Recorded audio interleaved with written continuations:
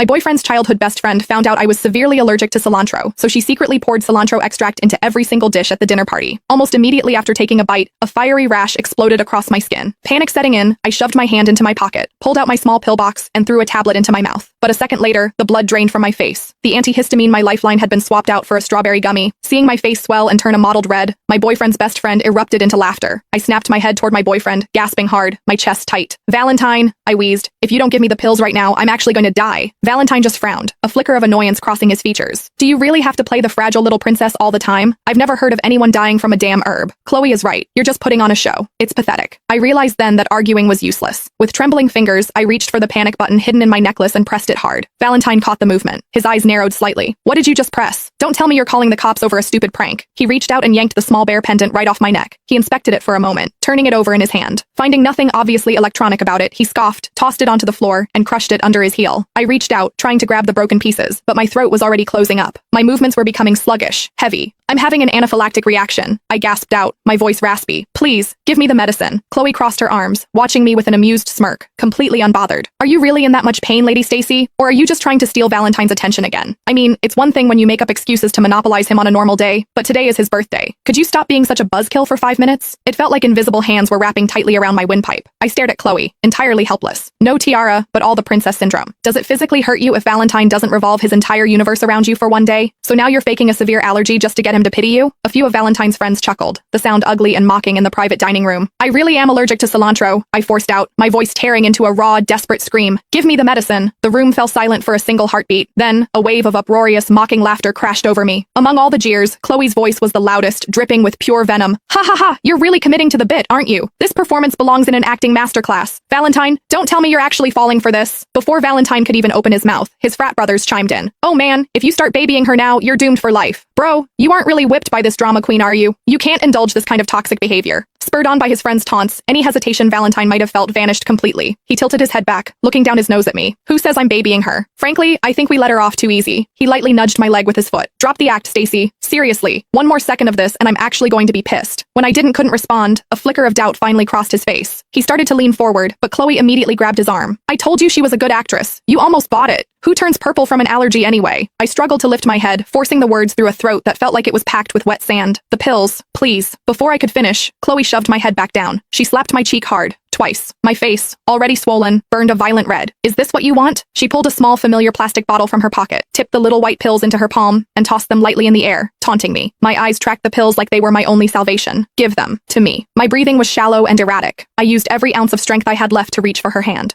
But just as my fingers grazed the plastic,